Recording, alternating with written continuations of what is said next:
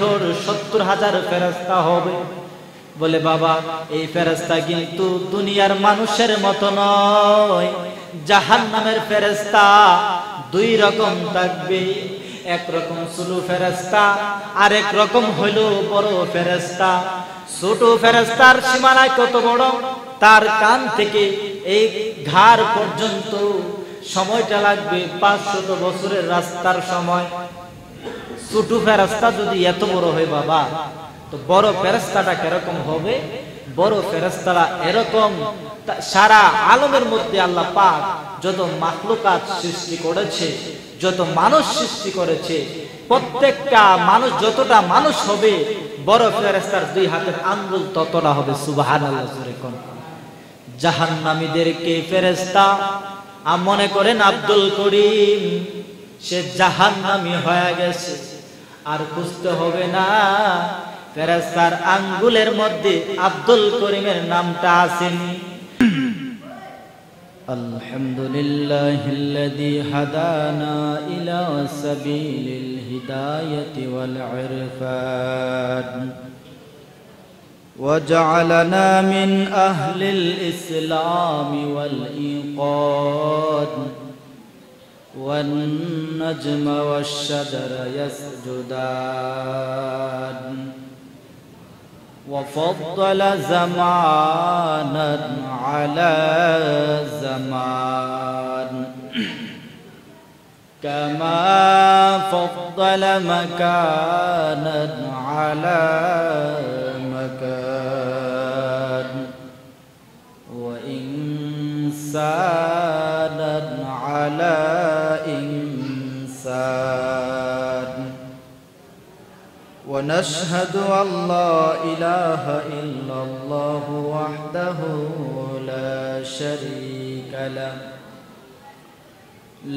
شريك له شهادة بالقلب واللسان ونشهد أن سيدنا ومولانا محمدا عبده ورسوله أما بعد فأعوذ بالله من الشيطان الرجيم بسم الله الرحمن الرحيم إنما المؤمنون الذين إذا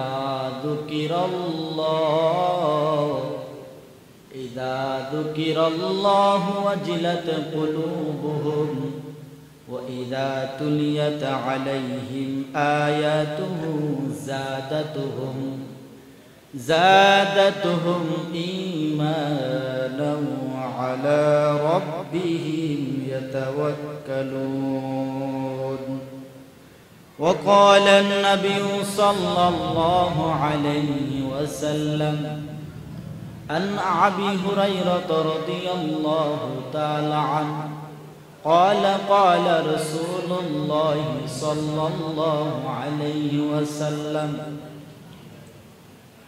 الدنيا سجن المؤمن وجنة الكافر أو كما قال النبي عليه الصلاة والسلام صدق الله مولانا العظيم وصدق رسوله النبي الكريم ونحن على ذلك من الشاهدين والشاكرين والذاكرين والحمد لله رب العالمين إن الله وملائكته يصلون على النبي يا أيها الذين آمنوا صلوا عليه وسلموا تسليما اللهم صل على مولانا محمد وعلى آل سيدنا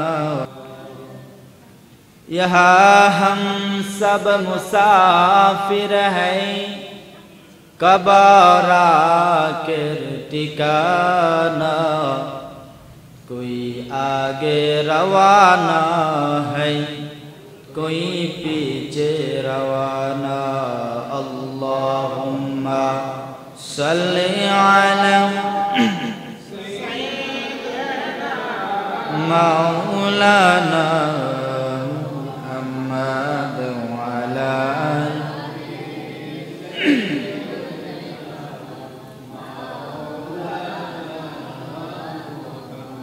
नहीं तू जहाँ में मिसाल मुहम्मद,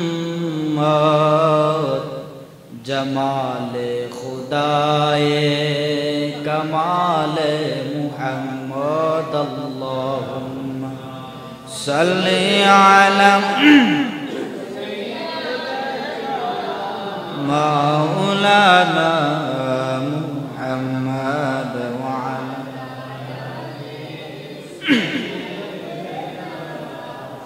मौलाना।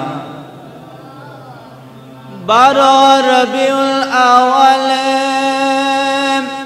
सुबह सादिके तशरीफ आनिलेन दयाल नबीजी মা আমেনার ঘরেতে। আল্লাহুম্মা সাল্লি আলা মাওলানা মুহাম্মদ ওয়া আলা আলি সাইয়্যিদানা মাওলানা মুহাম্মদ। আল্লাহুম্মা सल्ली अला मौलाना मुहम्मद वअला आलि सय्यिदना मौलाना।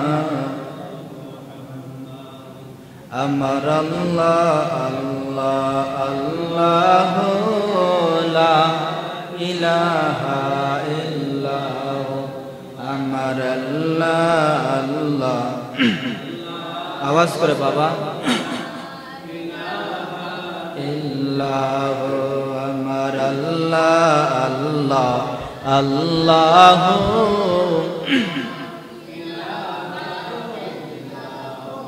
अमर अल्लाह अल्लाह अल्लाह।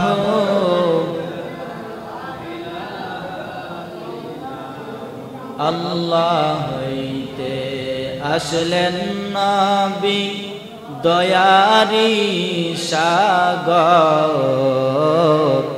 তাহার প্রমাণ আছে দেখেন কুরআনের ভিতর নবীজি। আল্লাহ আল্লাহ আল্লাহু লা ইলাহা ইল্লাহু আমার আল্লাহ আল্লাহ।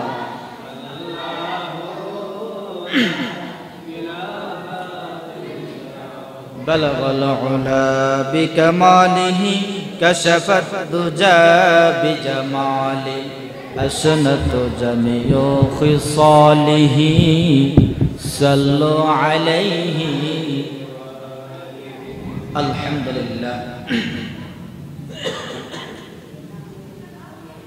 আহলে সুন্নাত ওয়াল জামাতের কর্তৃক আয়োজিত আজকের বিশাল প্রোগ্রামের সম্মানিত সভাপতি সাহেব মুআজ্জাজ মুকাররম জাতির মাতার মুকুট হযরত উলামায়ে কেরাম, আল্লাহ পাক এবং নবী পাকের আশিকিন জাকিরিন মুহিব্বিন, আমার সমবয়সী এলাকার যুবক বন্ধুগণ এবং পর্দার অন্তরালে অবস্থানরত আমার নেককার মা বোনেরা, সর্বপ্রথম মহান শাহীন শাহের দরবারে শুকরিয়া আদায় করছি যে আল্লাহ পাক আমাদেরকে আজকের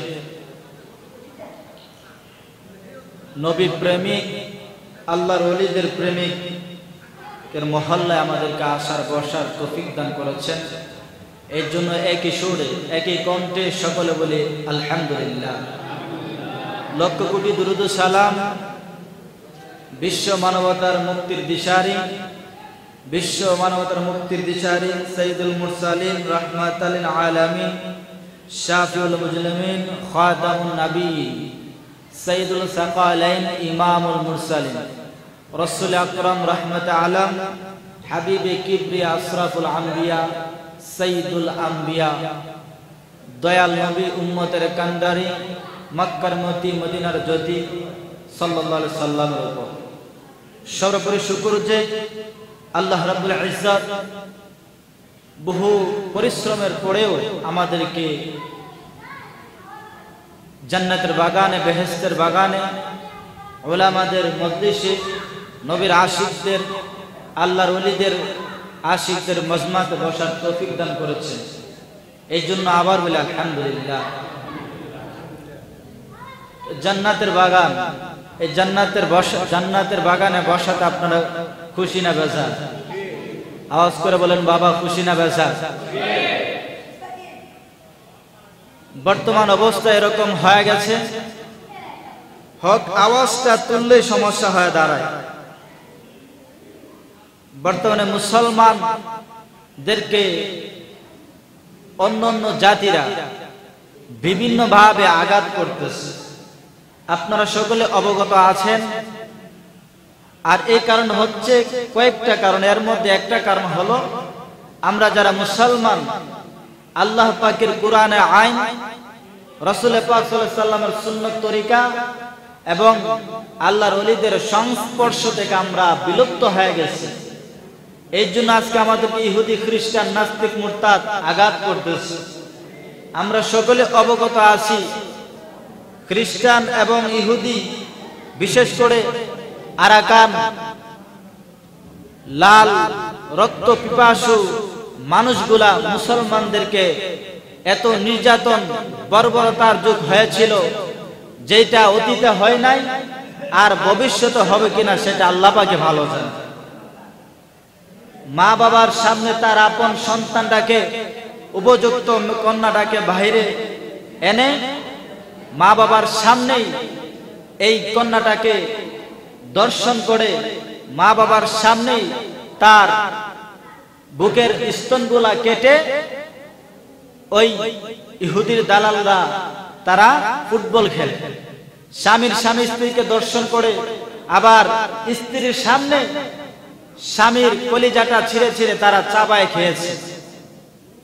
এমন দুরবস্থা এখন বর্তমানে আমাদের পাশের রাষ্ট্রীয় ভারত আজমিরিতে মুসলমানদের কত নির্যাতন করতেছে।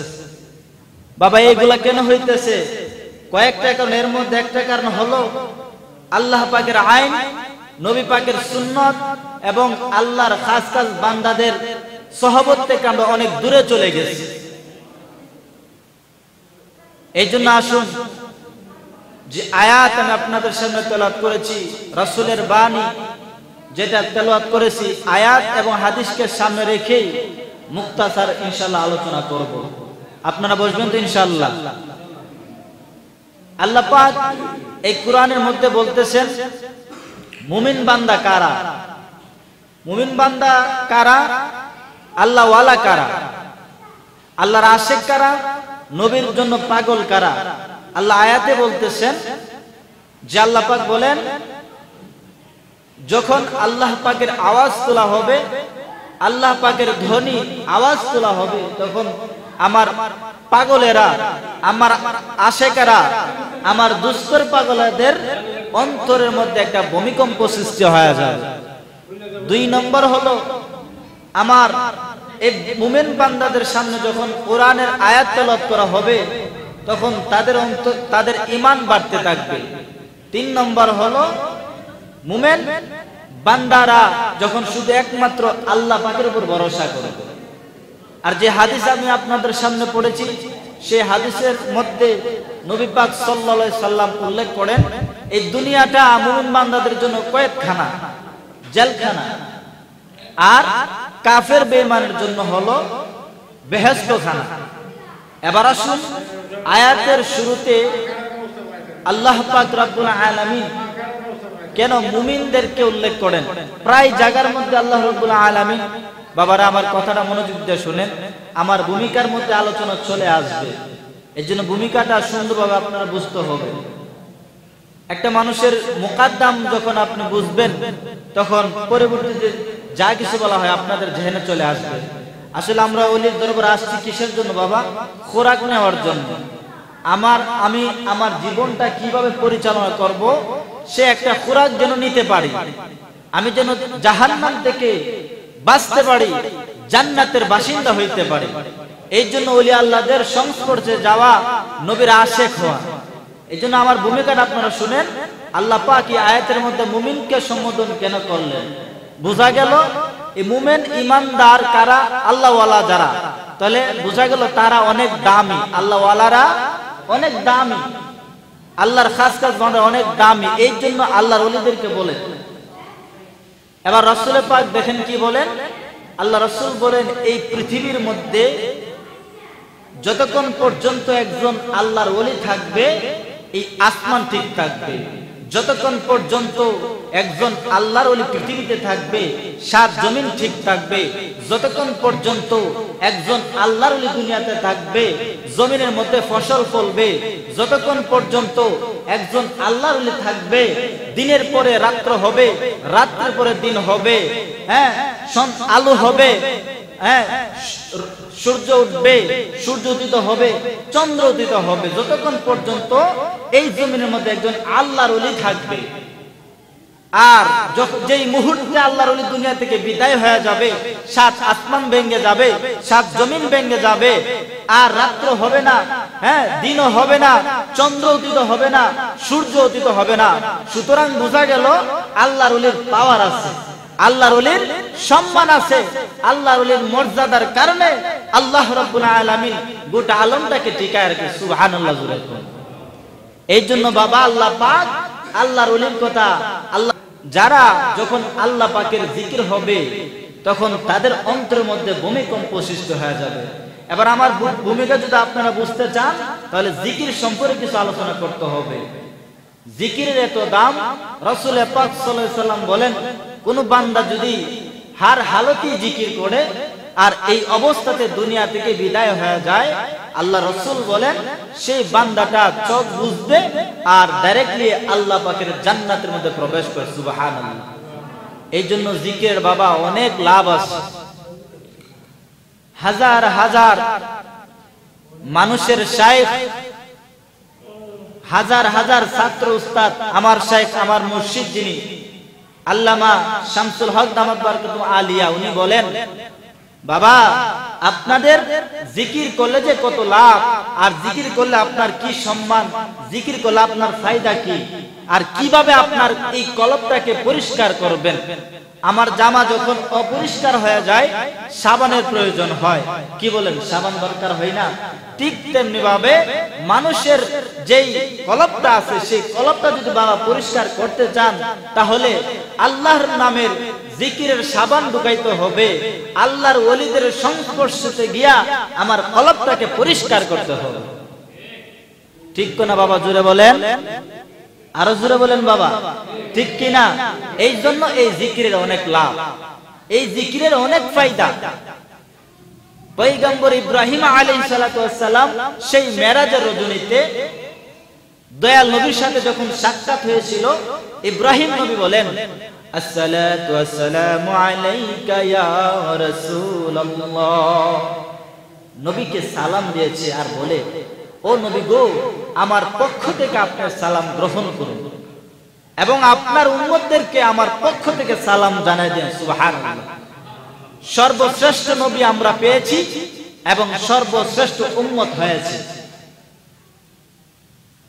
রাসূল পাককে বলতেছেন ইব্রাহিম নবী, আপনার উম্মতদেরকে আপনি জানাই দিবেন তারা যেন সব অবস্থাতে জিকির করে, কারণ জান্নাত, প্রত্যেকের নামে জান্নাত আছে। এই জান্নাতের মধ্যে জিকিরের মাধ্যমে আপনার নিয়ামতগুলো রোপণ করতে হবে। দয়াল নবী সাল্লাল্লাহু আলাইহি ওয়াসাল্লাম মেরাজের রজনী যখন শেষ হয়ে গেল, দুনিয়ার জমিনে যখন আবার আবির্ভাব হইল আল্লাহর পয়গম্বর সরকার দু আলম। সাহাবীদেরকে প্রশ্ন করো, আমার সাহাবী কারা? বেশি বেশি আমার মালিকের জিকির করবা। ও আমার সাহাবে কারাম, তোমরা যদি একবার সুবহানাল্লাহ বলো, এই সুবহানাল্লাহ বলার কারণে দয়াময় রব্বে কারীম তোমার জান্নাতের মধ্যে, তোমার আমলনামার কারণে জান্নাতের মধ্যে আল্লাহ পাক রব্বুল আলামিন একটি বাগান নির্মাণ করবে। একবার সুবহানাল্লাহ বলেছেন, এই জন্য আল্লাহ রব্বুল আলামিন আমি আপনার নামে জান্নাতের মধ্যে বাগান তৈরি করা হবে। সাহাবায়ে কেরাম বলে, ইয়া রাসূলুল্লাহ, ও পয়গম্বর, এই বাগানটা কত বড় হবে? আল্লাহর পয়গম্বর বলেন, ও সাহাবায়ে কেরাম, এই বাগানটা এত বড় হবে, এত বড়, আরবের স্পিডগামী ঘোড়া যদি বাগানের এক পাশ থেকে অপর পাশে যাইতে চায় 500 বছরের চেয়ে বেশি সময় লাগবে। এমন একটি বাগান দেবে। একবার সুবহানাল্লাহ যদি বলেন, এমন একটি বাগান আল্লাহ পাক আমি আপনার জন্য তৈরি করবে। হ্যাঁ, আরবের দ্রুতগামী ঘোড়া যদি 500 বছর পর্যন্ত দৌড়ায়, বাগানের এক পাশ থেকে অপর পাশে যেতে পারবে না। তো বাবা, এই জিকিরে লাভ আছে কিনা? অবশ্যই জিকিরে লাভ আছে। এই জন্য জিকির যারা করবে তারা বড় দামি হয়ে যাবে। বলে, কেমন দামি? গত বছর গিয়েছিলাম সেই কুড়িগ্রাম। আমি যখন বয়ান করার আগে একটি এলাকার মানুষ এসে বলে, ও হুজুর, এই এলাকার ভিতরে একজন আল্লাহর ওলি শাহিদ আছে। আমি প্রশ্ন করলাম, ভাই, আল্লাহর ওলি জীবিত অবস্থায় কি আমল করত? আমার একটা অভ্যাস হলো, যদি কোনো আল্লাহর ওলি সাক্ষাৎ পায়, উনি জীবিত অবস্থায় কি আমল করত এটা জানার ইচ্ছুক। কারণ এই আমলটা করলে যদি আল্লাহ আমাকে কবুল করে। আমি বললাম, বাবা, এই আল্লাহর ওলি জীবিত অবস্থায় কি আমল করত অথবা কেমন লোক ছিল? আল্লাহর বান্দা বলে, হুজুর, ওই আল্লাহর বান্দা এত দামি মানুষ ছিল না, সাধারণ একজন কৃষি মানুষ ছিল। কিন্তু আল্লাহর বান্দার শেষ বয়সে আল্লাহর ওলি সেই ইসহাক রহমতুল্লাহি আলাইহির কাছে বায়াত গ্রহণ করে এত পরিবর্তন হয়ে গেছে। 30 বছর পর ওই আল্লাহর বান্দার লাশটাকে মানুষে যখন তুলল, তা তাকায় দেখে 30 বছর আগে যেই অবস্থা তার চেহারাটা ছিল, এই আল্লাহর বান্দার লাশটা 30 বছর পরে ঠিক এর চেয়ে আরো সুন্দর হয়ে আছে। শুধু তাই নয় মুসলমান বাবা, আল্লাহর ওলির সাথে যেই সাদা কাপনের কাপড়টা ছিল, এই 30 বছর ধরে সেই কাপনের কাপড়টাও কোনো কিছু হয় না। জিকির করলে কত লাভ! জিকির কোথায় করবেন, কিভাবে করবেন, আসতেছে। আমি ওই ব্যক্তিকে প্রশ্ন করলাম, বাবা, তাহলে বলুন ওই আল্লাহর বান্দা কি আমল করত? আমি যখন বললাম, তখন আল্লাহর বান্দা বলে, ওই আল্লাহর বান্দার বেশি আমল ছিল না, শুধু একটি আমল ছিল, তাহাজ্জুদের আমল করে আল্লাহর বান্দা আর বিছনার মধ্যে তার মাথা রাখতেন না, দৌড়ায় উঠে যাইতেন পাগলের মতো, আর এলাকার মধ্যে ঘোষণা করে দিত, ও এলাকার মানুষ, তোমরা কোথায় আছো? আর ঘুমায়ও না। আমার মালিক আওয়াজ তুলেছে মসজিদের মিনার থেকে আল্লাহু আকবার ধ্বনি আসছে, এবার আর ঘুমায়ও না, এবার সকালে প্রস্তুত হয়ে যাও আমার আল্লাহর গোলামি করার জন্য। তাহাজ্জুদের আমল করতো, আর সকালবেলা মানুষদেরকে বলতো, নামাজের দাওয়াত দিত। এটা হলো আল্লাহ পাকের জিকির। আল্লাহ এত কবুল করেছে, 30 বছর ধরে সেই আল্লাহর বান্দা মাটিতে পড়েছিল, ওই মাটি ওই বান্দাকেও স্পর্শ করে নাই, এবং বান্দার সাথে যে কাপড়টা সংস্পর্শ ছিল সেই কাপড়টাকে কোনো কিছু করে নাই। আল্লামা আশরাফ আলী থানভী রাহমাতুল্লাহি আলাইহি কিতাবের মধ্যে লেখেন, এক এলাকার মধ্যে কবর থেকে আওয়াজ, যে আওয়াজ এলাকার মানুষ শুনে অনেক ভয়ের মধ্যে পড়ে গেল। দাউরায়া একজন বুজুর্গ ছিল, আল্লাহর ওলির কাছে দৌড়ায় যায় আর আল্লাহর ওলিকে বলে, ও আল্লাহর ওলি, আমাদের খবরের স্থান থেকে কি যেন আওয়াজ, আমরা বুঝতেছি না, আপনি দৌড়ায় আসেন। আল্লাহর ওলি দৌড়ায় কবরের কাছে গেল। যেই মুহূর্তে আল্লাহর ওলি কবরের কাছে যাইল, কবরের কাছে পৌঁছার সঙ্গে সঙ্গে কবর থেকে আওয়াজ, ও এলাকার মানুষ শুনে নাও, ও এলাকার মানুষ তোমরা শুনে নাও, আল্লাহ পাক আমার কবরটা জান্নাতের সাথে ফিট করে দিয়েছে। আমি কবরে শুয়ে আছি কিন্তু জান্নাত থেকে আওয়াজ, জান্নাতের নিয়ামত আমার কবরের সাথে সংযুক্ত হয়ে আছে। এই কথা শুনে আল্লাহর ওলি দৌড়ায়া সেই মায়েতের বাড়ির মধ্যে গেল। আল্লাহর ওলি পাগলের মতো হয়ে গেল, কে আছো কোথায়, জলদি করে আসো। এই মহিলা জীবিত অবস্থায় কি আমল করতো আমাকে জলদি করে বলে দাও। এই কথা বলার পর আল্লাহর ওলি এই কথা যখন বলছে, ঘর থেকে ছোট একটা সন্তান বাহির হয়ে আসলো। ছোট সন্তান বলে, হুজুর, আমার মা এমন কোন আমল করতো না যে আমল আমি আপনাকে বলে দিতে পারবো, তবে একটি আমল আমার মা সব সময় আমল করত।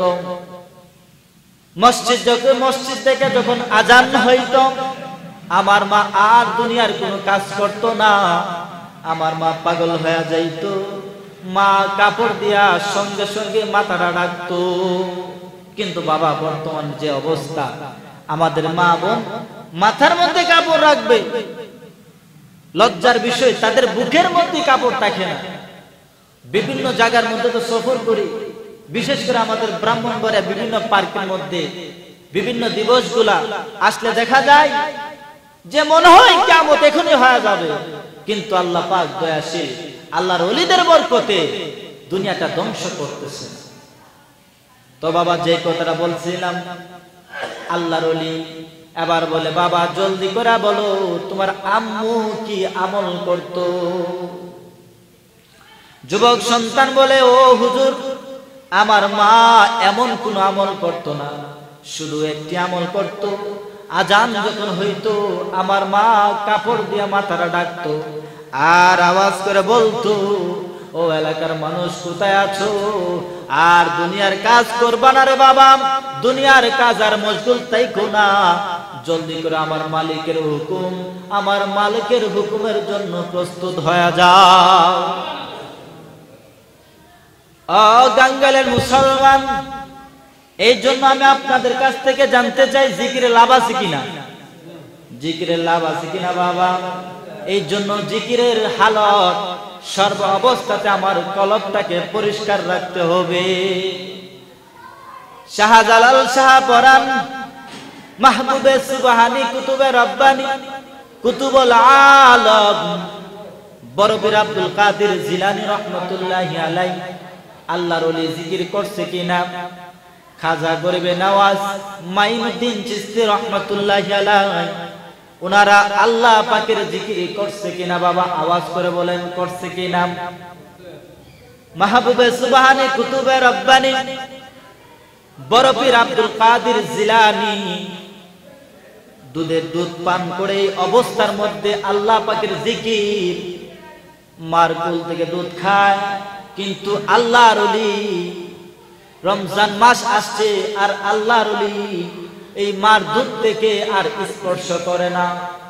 আল্লাহর সে ওলি, আল্লাহর কুতুব পুরা 30টা দিন রোজা রেখেছে। মাইনুদ্দিন চিশতি রহমাতুল্লাহি আলাইহি আল্লাহর বড় আশিক, তার কামরার মধ্যে জিকিরে মশগুল হয়ে যাইতো। আল্লাহু আকবার, সে আল্লাহর ওলির অঙ্গ প্রত্যঙ্গ আলাদা হয়ে যাইতো।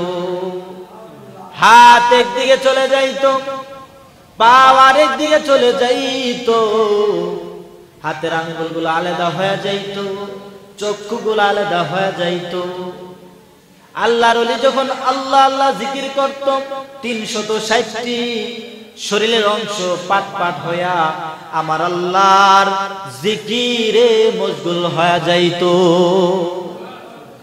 এই জন্য বাবা, আমরা যদি আল্লাহ পাকের জিকির করি, তাহলে আমার আল্লাহকে পাওয়ার বড় আশা আছে। মাইনুদ্দিন চিশতি রাহমাতুল্লাহি আলাইহি ছোটবেলায় পদ্ধতি অবলম্বন করেছে, কোথায় গেলে আল্লাহকে পাওয়া যায়, কোথায় গেলে আল্লাহকে পাওয়া যাবে। আল্লাহর ওলিদের কাছে যখন আপনি যাবেন, আল্লাহর ওলি আপনাকে ধরে বলবে, বাবা এতদিন যা উল্টা পাল্টা করছো সব ফালা দাও, এখন আল্লাহর জন্য তুমি পাগল হয়ে যাও। মাইনুদ্দিন চিশতি রাহমাতুল্লাহি আলাইহি উনি ছোটবেলায় এমন একজন আল্লাহর কাছে, এমন একজন আল্লাহর ওলির কাছে বায়াত গ্রহণ করেছিল, যার নাম হলো উসমান হারুনি। উনি কত বড় শায়েখ বোঝার জন্য বলতেছি। উসমান হারুনি রাহমাতুল্লাহি আলাইহি যখন বাইতুল্লাহর পাশে বৈশা আল্লাহ পাকের গোলামি নামাজে দাঁড়ায় গেল, 2 রাকাত নামাজ যখন আদায় করে ফেলেছে, এমন সময় আমার আল্লাহ গায়েবে আওয়াজ তুলেছে, সুবহানাল্লাহ। এ আমার উসমান, এ আমার উসমান, তোমার নামাজ আমার কাছে কবুল। বলে কেমন কবুল? অনেক কবুল হয়ে গেছে। আরে উসমান, আমি আল্লাহ তোমাকে আজাজতের পাওয়ার দিলাম, আমি আল্লাহর কাছে তুমি 3টি দরখাস্ত করো, আমি আল্লাহ তুমি করবা, আমি আল্লাহ কবুল করতে দেরি করব না। উসমানকে বলে, ও আমার উসমান, তোমার ইবাদত আমি আল্লাহর কাছে বড় পছন্দ হয়ে গেছে, আমি খুশি হয়ে গেছি, তুমি আমার কাছে 3টি দরখাস্ত করো, আমি আল্লাহ সাথে সাথে কবুল করো। সুবহানাল্লাহ। উসমান হারুনি প্রথমবার বলতেছে, আল্লাহ গো, আমি গোলামকে আপনি মাফ করে দেন। আল্লাহ বলে, যা তোরা মাফ করে দিলাম। 2 নম্বর বলে, আল্লাহ আমার তরিকায় যারা ঢুকবে, আমার সংস্পর্শে যারা আসবে, আল্লাহ আপনি তাদেরকে ক্ষমা করে দেন। আল্লাহ বলে, যা তাদেরকে মাফ করে দেন। সুবহানাল্লাহ বলবেন না বাবা? 3 নম্বর, এবার ওলিরা তো উম্মতের মায়া, আল্লাহর গোলাম ডাক দিয়ে বলে, আল্লাহ, ও আল্লাহ, আল্লাহ, মায়ার নবী দয়াল নবীর গুনাহগার উম্মতদেরকে তুমি মাফ করে দাও। কেমন দয়াল নবী ছিলেন, কেমন পয়গম্বর ছিলেন। আজকে আমরা উম্মত হয়ে নবীকে চিনি না, কিন্তু জংলার হরিণ আমার পয়গম্বরকে চিনছে কিনা আওয়াজ করে বলুন বাবা। গুইসাপ, জংলার বাঘ, এমন কোন প্রাণী নাই যেই প্রাণী নবীকে চিনে নাই। কিন্তু দুঃখের বিষয় বাবা, আজকে সেই নবীর উম্মত হইয়া এই নবীকে আমরা চিনি না। আল্লাহর নবী এত দয়াশীল ছিল, পয়গম্বর সাল্লাল্লাহু আলাইহি সাল্লাম উম্মতের জন্য তায়েফের ময়দানে রক্ত জড়ায়ছে, দান শহীদ করেছে। এমন কি মাসের মাস আমার পয়গম্বর একবেলা পেট ভরে খানা খাইতে পারে না। 3 দিন ক্ষুধার্ত অবস্থায় দয়াল নবী রাস্তা দিয়া যায়।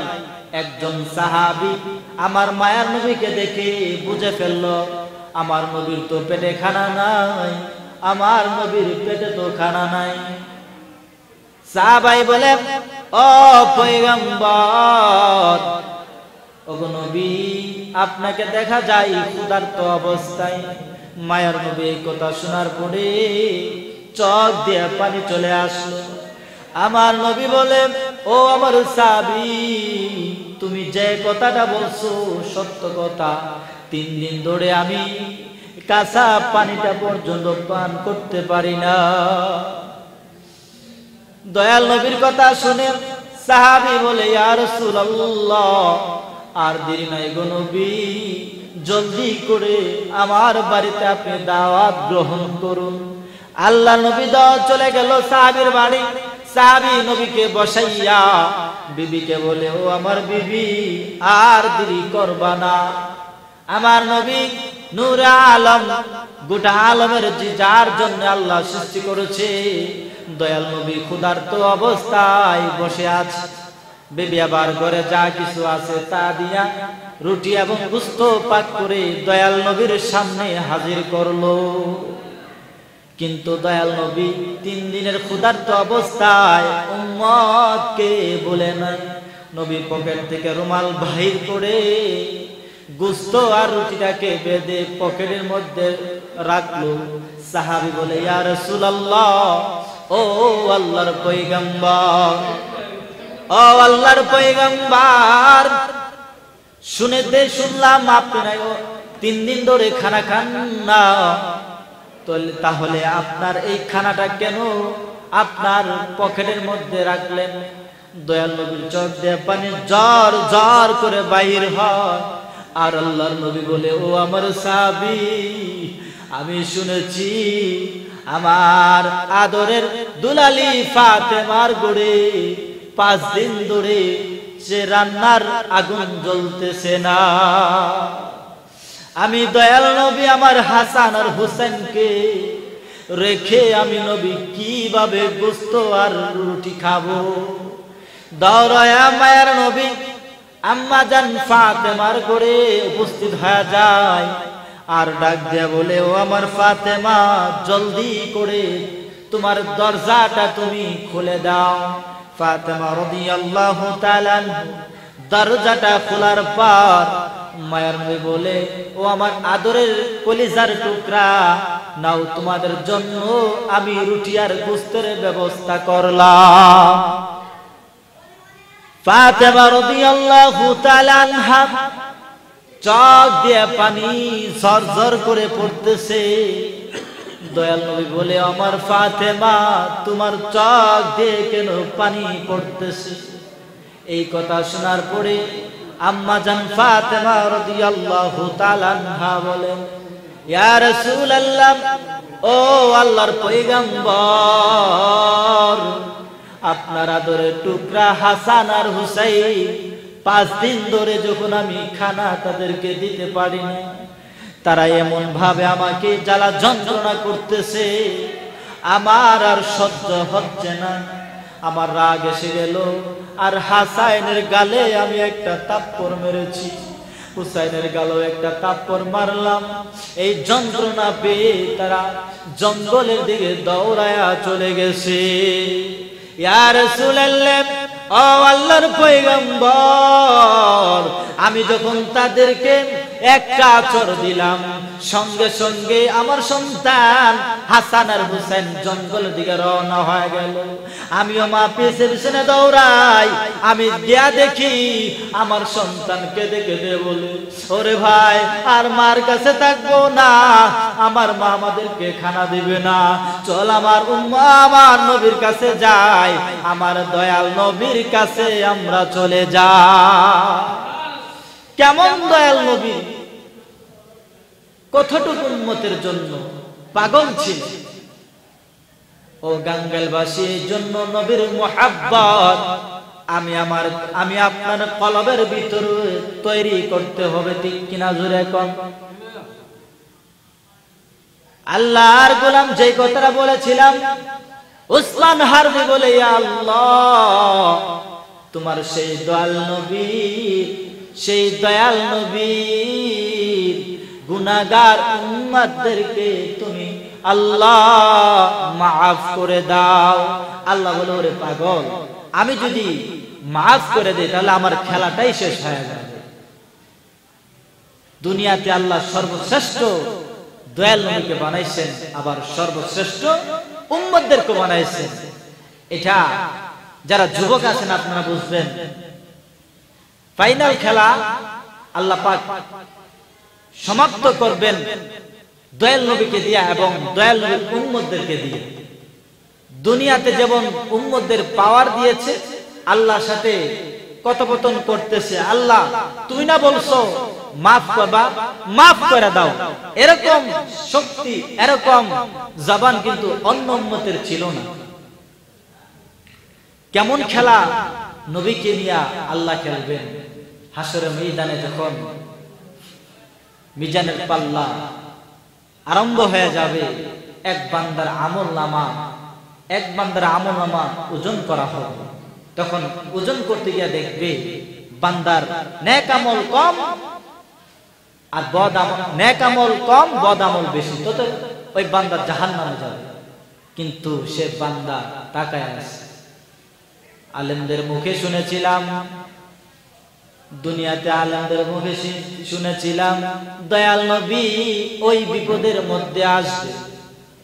উম্মত তাকায় আছে নবী কোথায়।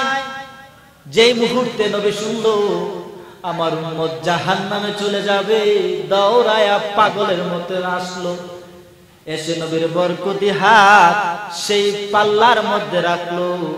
সঙ্গে সঙ্গে বদ আমল এর চেয়ে নেক আমলের পাল্লাটা ভারী হয়ে গেল। আওয়াজ করে বলেন বাবা সুবহানাল্লাহ। এক বান্দার আমলনামা কম কিন্তু বদ আমল বেশি। আমার দয়াল নবী সাল্লাল্লাহু আলাইহি ওয়াসাল্লাম দৌড়ায়া পাগলের মতো আইসা সেই পাল্লার মধ্যে পকেট থেকে কি যেন একটি কাগজের টুকরা তবে রাখার পরে সেই নেক আমলের পাল্লাটা ভারী হয়ে যাবে। আল্লাহ দেখতেছে, আমার আল্লাহ ফেরেশতাদেরকে বলবে, ও আমার ফেরেশতার হিসাব কি? কি হিসাব? ফেরেশতারা বলবে, আল্লাহ কি খেলা দেখাইতেছে তোমার দয়াল পয়গম্বর, তোমার বান্দাগুলা জাহান্নামে হয়ে যায়, কিন্তু তোমার নবী বারবার আয়েশা একবার আঙ্গুল রাখে, আবার পকেট থেকে কাপড় দেয়, পকেট থেকে কাগজ রাখে, সঙ্গে সঙ্গে তোমার বান্দা জান্নাতি হয়ে যায়। সুবহানাল্লাহ। উম্মতের কিরকম পাওয়ার! এক বান্দাকে আল্লাহ বলবে, ও বান্দা তুমি জাহান্নামে দৌড়ায় চলে, তোমার আমলনামা তুমি দুনিয়ার মধ্যে নামাজ পড়ছিলে কিনা? বান্দা বলবে, না আল্লাহ নামাজ পড়ি নাই। বলে, রোজা রাখছনি? বলে, না আল্লাহ রোজাও রাখি নাই। আল্লাহ করে, ওরে বেঈমান, আর দি না, জলদি করে জাহান্নামের দিকে চলে যাও। ভাইয়ের আমার, আল্লাহ পাক রব্বুল আলামিন যেই মুহূর্তে আদেশ করবেন, সঙ্গে সঙ্গে বান্দা এত স্পিডে দৌড় মারবে, ফেরেশতারা আশ্চর্য হয়ে যাবে আর আল্লাহর কাছে বলবে, আল্লাহ কি বান্দা আখিরি জামানার উম্মত, তুমি যেই মুহূর্তে বলছো জাহান্নামের দিকে যাওয়ার জন্য, এই বান্দার পিছনের দিকে তাকাই নাই, দৌড়ায়া সেই জাহান্নামের দিকে দৌড়ায়া যাচ্ছে। আল্লাহ বলবে, আমার ওই আখিরি জামানার নবীর পাগল উম্মতদেরকে জলদি করে ডাক দাও। ফেরেশতা আল্লাহর কাছে আসবে, আল্লাহ বলবে, ওরে বান্দা তুই কি জাহান্নামের কথা শুনস নাই? বলে, আল্লাহ শুনছি। তাহলে এরকম ভাবে কেন দূর দিলি? বান্দা তখন বলবে, আল্লাহ 70 বছর দিয়েছিলাম দুনিয়ার হায়াত, এই দুনিয়ার হায়াত পাইয়া সকাল থেকে সন্ধ্যা বেলা শুধু তোমার নাফরমানির মধ্যে মশগুল ছিলাম, তোমার ইবাদত করতে পারি নাই। ও আল্লাহ, আজকে যদি এই অর্ডারটা না মানি তোমার ইজ্জতের মধ্যে অসম্মানী হয়ে যাবে। এই জন্য আল্লাহ জীবনের শেষ মুহূর্তে যেন তোমার একটা হুকুম মানতে পেরেছি, এই জন্য আমি জাহান্নামের দিকে দৌড়া। আল্লাহ বলে, বান্দা দাঁড়া দাঁড়া, তোর কথাটা আমার বড় মায়া লেগেছে। বান্দা তুই আর জাহান্নামে যাওয়ার প্রয়োজন নাই, বান্দা তুই জান্নাতের মধ্যে চলে যা। ওরে গাঙ্গাইল মুসলমান শুনে নাও, সেই জাহান্নামের কি ভয়ানক অবস্থা। হাসরের ময়দান যখন কায়েম হয়ে যাবে, জাহান্নামের আগুন ধাউ ধাউ করে আসবে। জাহান্নামের আগুন আসার কারণে হাসরের ময়দানটা তরতর করে কাঁপতে থাকবে। জাহান্নামের অবস্থা দেখে বান্দাগুলা ওই আগুন থেকে বাঁচার জন্য দৌড় মারবে। সামনের দিকে তাকায় দেখবে জাহান্নামের আগুন দাউ দাউ করে আসতেছে।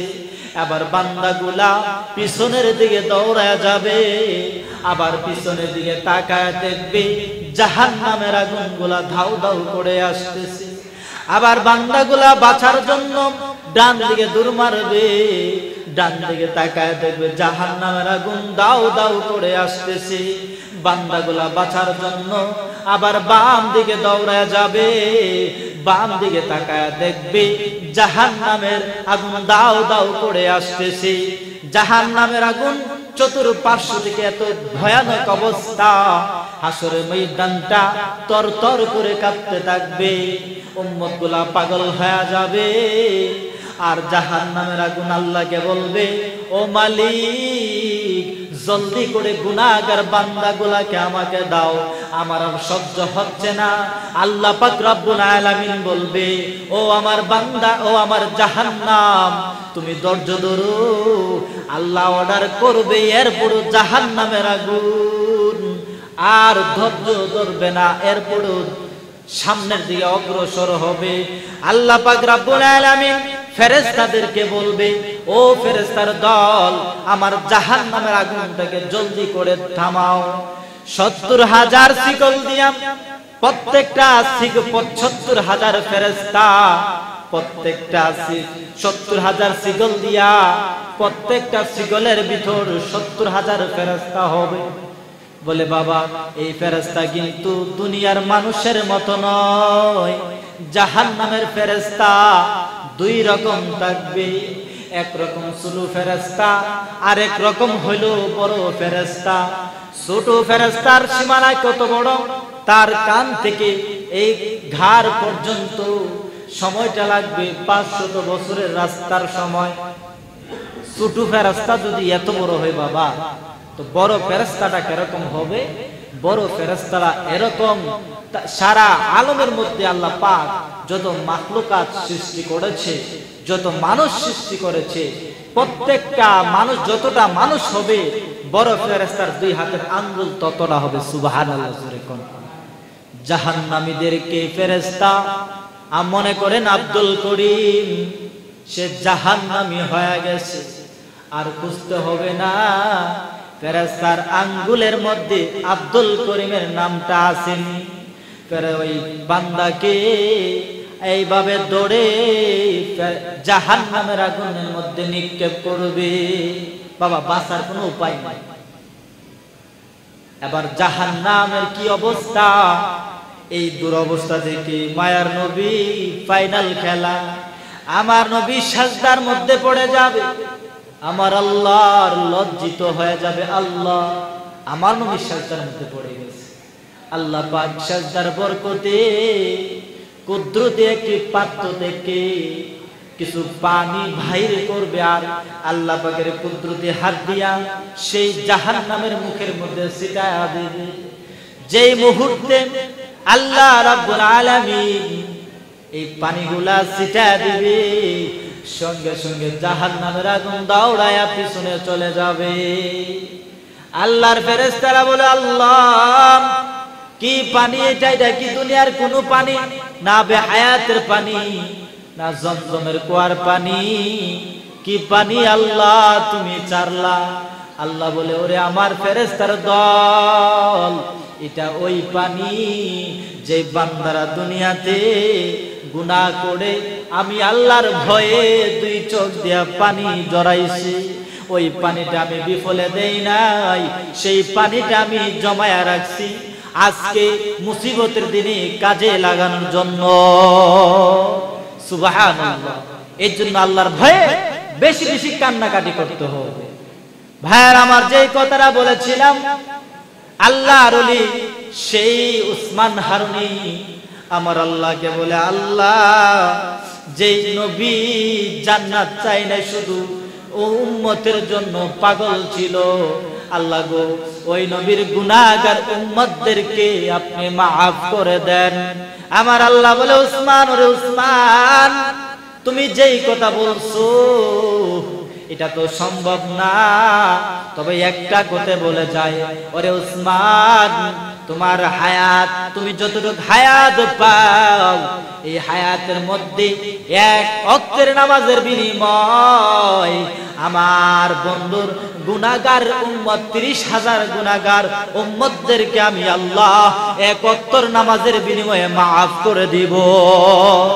আল্লাহু আকবার। তো ওলিদের পাওয়ার আছে কিনা বাবা?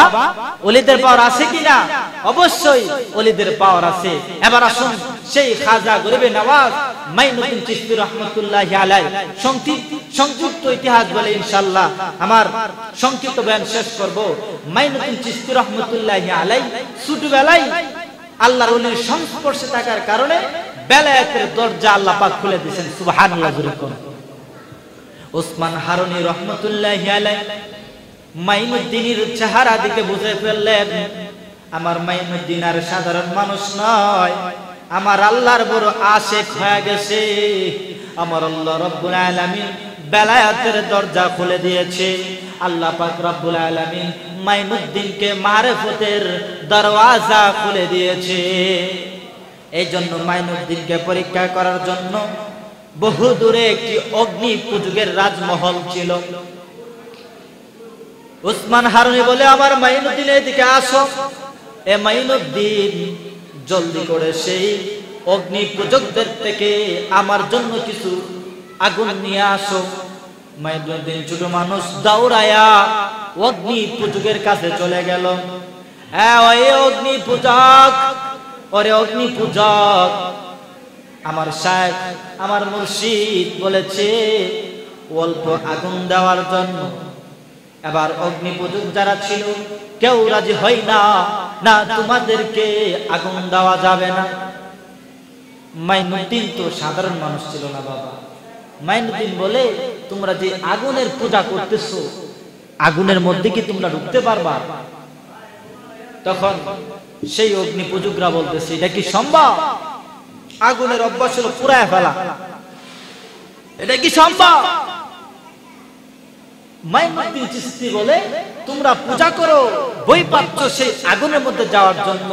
আমি মাইনুদ্দিন আগুনের পূজা করি না, আমি মাইনুদ্দিন একমাত্র ইল্লাল্লাহর ইবাদত করি। দেখো এই মাইনুদ্দিনকে আগুন পুরাতে পারে কিনা। সুবহানাল্লাহ। এই কথা বলে আল্লাহর ওলি দৌড়ায়া আগুনের মধ্যে ঢুকে এলো। সুবহানাল্লাহ। আল্লাহর ওলিদেরকে আগুন স্পর্শ করে না। আল্লাহর ওলি যখন আগুনের মধ্যে ঢুকে গেল, আগুন আর মাইনুদ্দিনকে তার পশম পড়তেছে না। বহু পরে মানুষ বোধহয়, হায় রে, ছোট একটি সন্তান আগুনের মধ্যে পড়ে গেল, সে তো তার জীবনটাকে হালাক করে ফেলল, তার জীবনটা সে বরবাদ করে ফেলল। কিছুক্ষণ পর আল্লাহর ওলি আগুন থেকে হেসে হেসে বাহির হয়ে আসলো। আল্লাহু আকবার বলেন।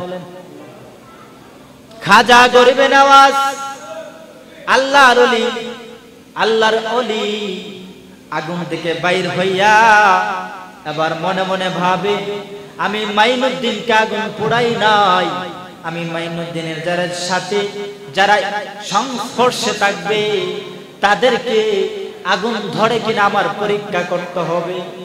এই কথা বলে মাইনুদ্দিন চিশতি রহমাতুল্লাহি আলাইহি দৌড়ায়া, হিন্দুর একটি সন্তান ছিল, ওই সন্তানটাকে মাইনুদ্দিন নিয়া আগুনের মধ্যে আবার জাপ মারলো। আরে দেখছো, এতক্ষণ এই পাগলটাই মরে যেত ভালো হইতো, আবার আমাদের দাদা বাবুর সন্তানটাকে কেন নিল? হিন্দু মানুষ তো, দাদা বাবুর সন্তানটাকে কেন নিল? কিন্তু আল্লাহু আকবার, ওলির সাহাবাত, আল্লাহর ওলাদের সাহাবাত, বড় কঠিন ব্যাপার, বড় কঠিন ব্যাপার।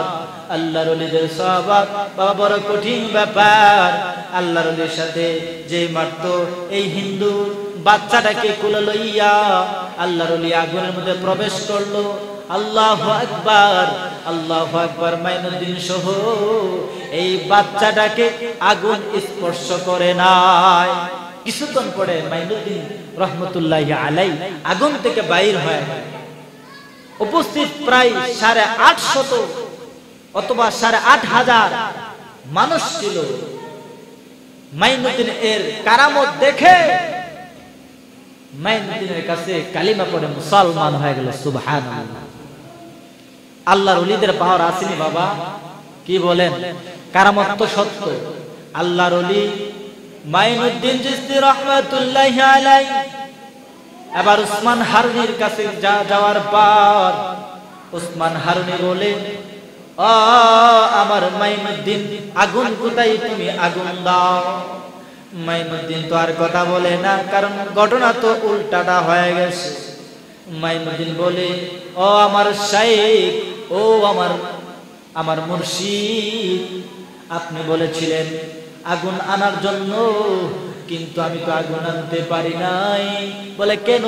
বলে ও আমার শাইখ উসমান হারুনি, আগুন আনার বদলতে ইসলামের মধ্যে প্রায় ৮,৫০০ বেঈমানকে আমি কালিমা পড়াইয়া মুসলমান বানাইলাম। সুবহানাল্লাহ। ও গাঙ্গাইলের মুসলমান, আল্লাহর ওলিদের কত কারামত।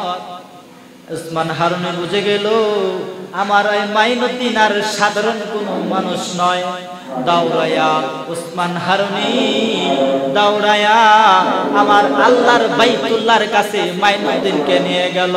বাইতুল্লাহ জিয়ারত করে আল্লাহ পাকের কাছে বলল, আল্লাহ আমার এই মাইনুদ্দিনকে তুমি দ্বীনের জন্য কবুল করে নাও। মাইনুদ্দিনকে আল্লাহ আল্লাহ কবুল করে নিয়েছে। আল্লাহ রাব্বুল আলামিন মাইনুদ্দিনকে আসমান থেকে আওয়াজ তুললো, আমার উসমান, আমি আমার মাইনুদ্দিনকে কবুল করে নিয়েছি। মাইনুদ্দিন চিশতি রাহমাতুল্লাহি আলাইহি উসমান হারুনি আবার মায়ার নবীর রওজাটা মায়ার নবীর মিনিটে চলে আসলাম।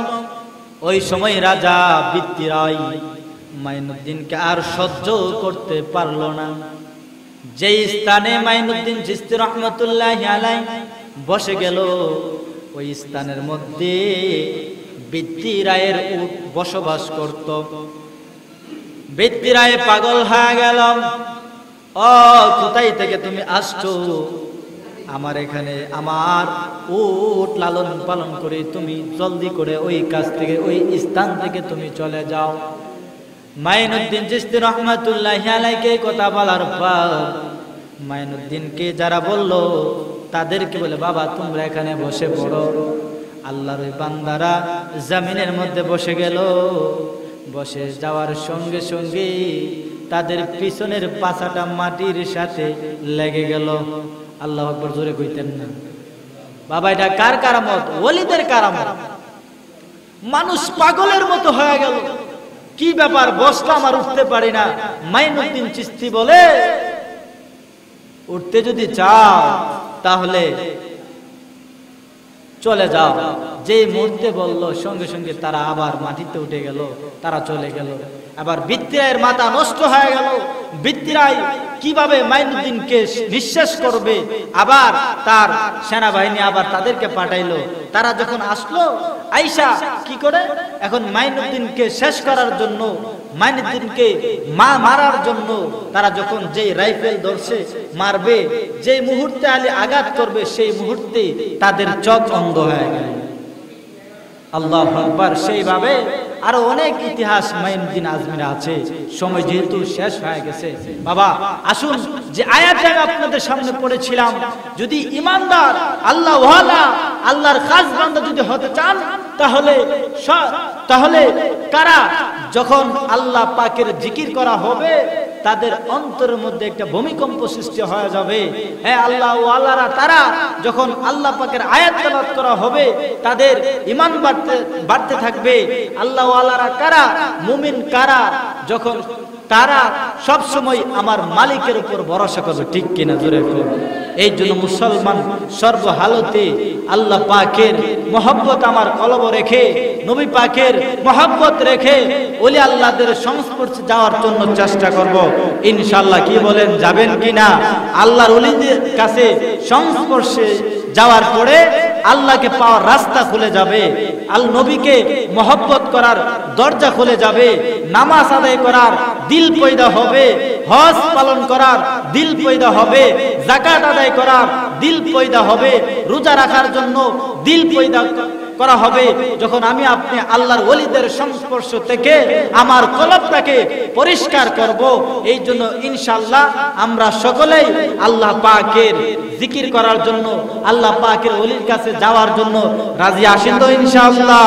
আল্লাহ পাক সকলকে আমল করার জন্য তৌফিক দান করুক। আসসালামু আলাইকুম ওয়া রাহমাতুল্লাহি ওয়া বারাকাতুহু।